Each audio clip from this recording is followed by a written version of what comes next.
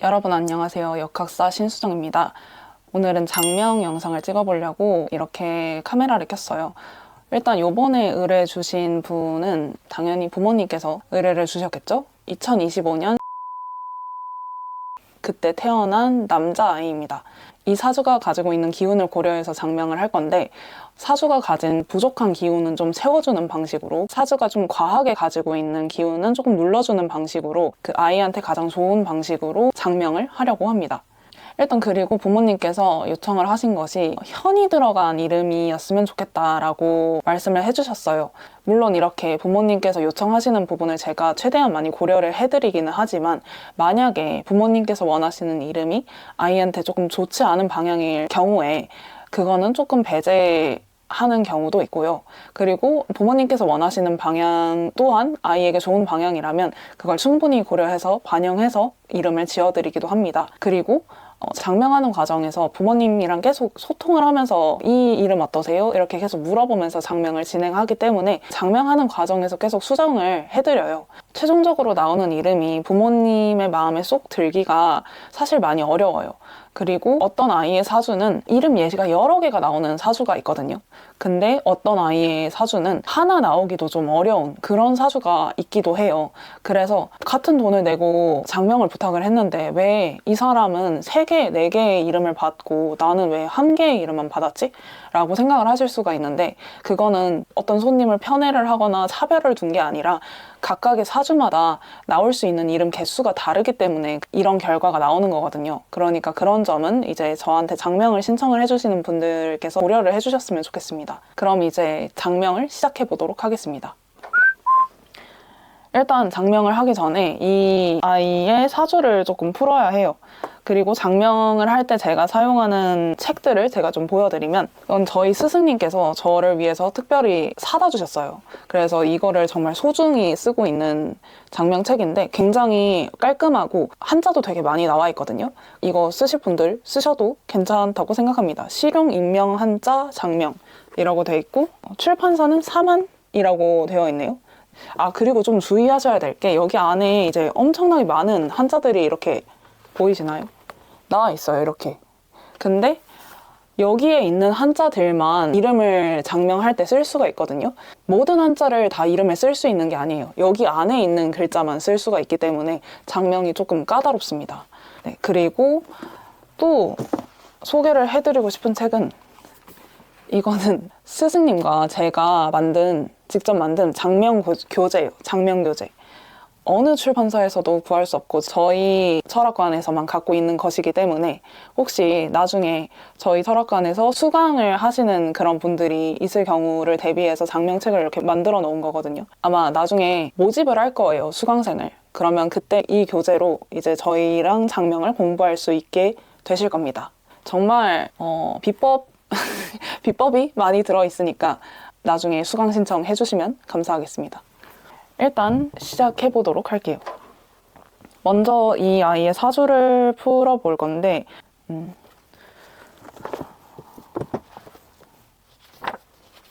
현인격에는 뭐가 있어야 되냐면 편재가 있어야 됩니다. 근데 딱 편재가 이렇게 뿌리 받고 떴네요. 다행히. 그러니까 용신이 아주 뚜렷하게 있는 사주니까 아주 좋은 사주라고 볼 수 있습니다. 하고 장명할 때는 사주 원국뿐 아니라 대운까지 고려해서 장명을 해드립니다. 그래서 병설명. 되게 역마가 엄청 강하네요. 역마가 되게 강한데, 신자. 자, 속이 진짜 대단한 사주다. 네, 제가 쓰고 있는 걸 좀 보여드리는 게 낫겠죠? 이렇게 보이시나요? 이렇게? 사실 저희 스승님께서 제가 글씨체가 아직 너무 어린 티가 나니까 유튜브에서는 보여주지 말아라. 너무 어리면은 무시당할 수가 있다. 그러니까 필체가 어른스러워지면은 그때 보여주라고 하셨는데, 지금 글씨체는 어떨지 모르겠습니다. 네, 좀 어른스럽나요? 어른스러워 보이라고 약간 수성펜으로 썼어요. 아무튼 계속 해보도록 하겠습니다.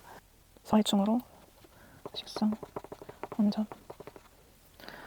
이 사주가 어떻게 구성이 되어 있냐면, 일단 물이 되게 많은 사주예요. 그래서 이 물을 조절해 줄 수 있는 땅이 중요한 사주인데, 금기도 다스려줘야 되는 좀 강한 금기이기 때문에 금기는 이제 물로 빼야 됩니다. 그래서 이제 물도 중요한 사주인데 이미 물은 이렇게 있고 물은 좀 희석시켜줄 필요가 있는 물이기 때문에 결국에는 이 사주는 노란색, 토가 중요한 사주가 되는 거죠. 제가 왜 이게 중요하다고 말씀을 드렸냐면 노란색이 이름에 포함될 수 있도록 고려를 해서 이름을 지어야 하기 때문에 노란색이 포함된다라는 말은 뭐냐면 노란색에 해당되는 그런 발음이 들어가야 되는 거예요. 그리고 이 사주가 좀 추운 사주이기도 해서 불이 들어감으로써 겨울에 태어난 이 사람을 조금 녹여줄 수가 있는 따뜻한 겨울이 될 수 있는 거죠. 겨울도 좀 다양하잖아요. 꽝꽝 막 햇빛 하나도 없는 그런 겨울이 있는가 하면 해가 떠가지고 강이 좀 높고 바람은 불지만 좀 따뜻한 그런 겨울이 있을 수 있잖아요. 그러니까 그런 겨울을 좀 만들어줘야 됩니다. 철학에서는 되게 중요한 게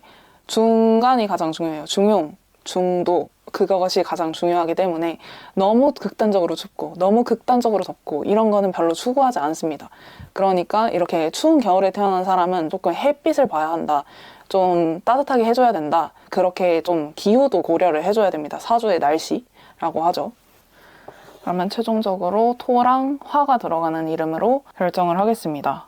이게 또 화생토의 형태도 되기 때문에 토가 좀 더 왕성해지는 그런 글자가 될 수도 있으니까 여러모로 괜찮은 쪽이라고 생각을 합니다. 일단 성씨는 고정이 되어 있잖아요. 근데 성씨 자체도 토 발음에 해당하는 오행이기 때문에 지금 이분께는 이 성씨조차 굉장히 좋다고 볼 수가 있네요. 일단 토에 해당하는 발음은 이응이랑 히읗이고 화가 들어가는 발음은 나다라타.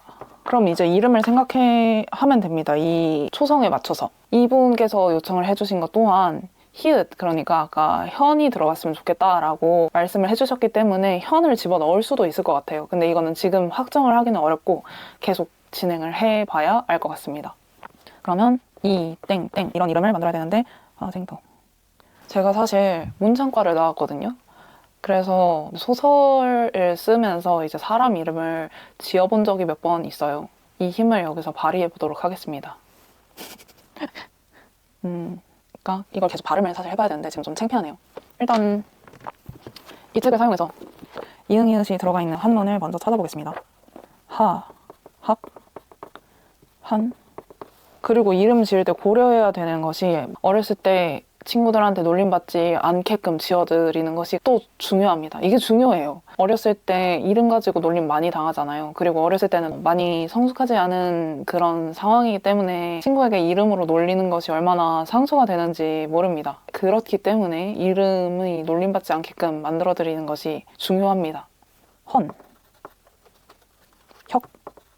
혁 들어가면 약간 발음이 좀 세지는 느낌이 있네요. 현, 형, 해. 이렇게 너무 다양할 때 너무 좋아요. 예시가 진짜 많이 나올 수가 있거든요. 화도 있구나. 화 들어가는 이름 너무 예쁜 것 같아요. 그리고 이응 들어가는 거. 이응도 진짜 예시가 많을 것 같아. 많아요. 아도 있고 언 들어가는 이름도 예쁘죠. 월 들어가는 이름 진짜 못 봤는데 일단 써볼게요. 역학사에 따라서 취향이 좀 많이 반영되기는 해요. 이름 같은 것들이. 그래서 한 이렇게 적어봤거든요. 안 보여. 이렇게.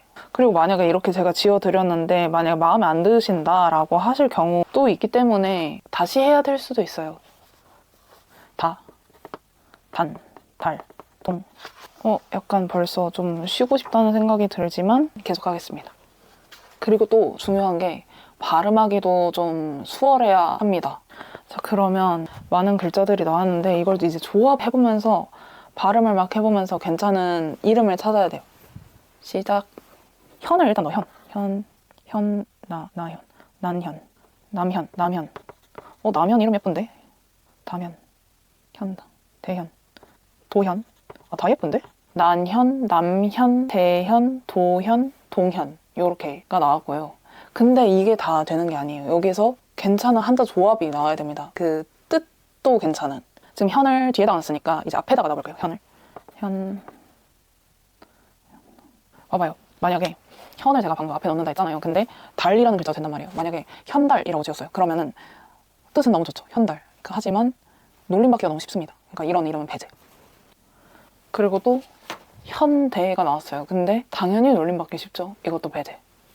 요청하신 것이 이제 현 들어가는 이름이기는 한데 그래도 다른 이름을 하고 싶을 수가 있잖아요. 그러니까 이제 제가 그 외의 것들을 조금 더 추가해가지고 알려드리려고 해요, 부모님께. 그 이후에 이 발음의 이름이 좋아요 라고 이렇게 선택을 해주시면 그거에 맞춰서 적합한 한자를 이렇게 맞춰봅니다. 그러고 되게 괜찮은 이름 뜻이 나온다 라고 하면은 이제 그걸로 픽스를 하는 거죠. 근데 대체로 많은 분들이 생각을 하시는 거는 한자 뜻을 먼저 보려 하는 줄 아세요. 물론 어느 역학사는 그렇게 이름을 짓겠죠. 하지만 저희 스승님과 이제 스승님의 방식을 배운 저는 발음 오행을 먼저 중요하게 보고요. 왜냐면 이름은 항상 남이 날 불러주는 것이기 때문에 부르는 순간 제 이름이랑 제 기운이 같이 작용을 하는 거거든요. 그러니까 저는 발음을 가장 우선적으로 봅니다. 당연히 뜻도 좋게 만들어 드려요. 당연히. 근데 더 중요하게 보는 것은 발음이다 라고 말씀드릴 수 있겠습니다. 언 들어간 이름도 되게 예쁘다고 생각을 하거든요. 온도? 온? 이거는 여기서부터 이제 살짝 제 취향. 온도 예뻐. 온. 헌도 예뻐. 제가 약간 헌 뭐 이런 거 좋아하나 봐요. 나헌 너무 예쁘지 않아요? 나헌? 이건 제 취향이니까 예시 하나 넣어두는 걸로 합시다. 난헌. 옛날 이름 같네. 난헌. 다헌. 다온 약간 만화 캐릭터 이름 같은 그런 애니메이션에 나오는 첫사랑 이름 같지 않나요? 아닌가? 려운.